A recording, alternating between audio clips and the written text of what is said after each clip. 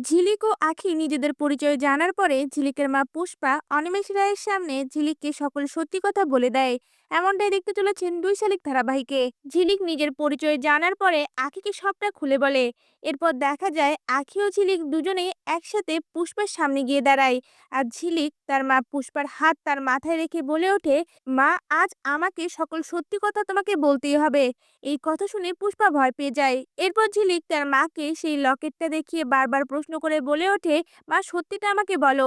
এদিকে আখি জানালা দিয়ে অনিমেষ রায়কে দেখতে পায় আর সাথে সাথেই ঝিলিকের হাতটা ধরে টেনে অনিমেষ রায়ের সামনে নিয়ে গিয়ে দাঁড় করায়।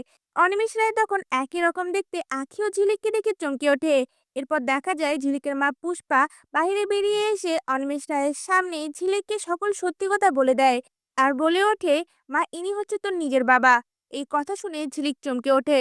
আর এদিকে অনিমেষ রায় ঝিলিকের মা বাবাকে দেখে চমকে ওঠে আর তাদের মুখে এই কথা শুনে মনে মনে বলতে থাকে, তাহলে কি এরাই আমার যমজ মেয়ে আঁখি ও পাখি?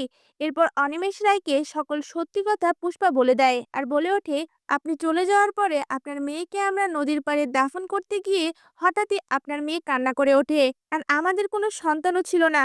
আমরা ঈশ্বরের ইঙ্গিত ভেবে তাকে আমাদের কাছে রেখে দিয়েছিলাম।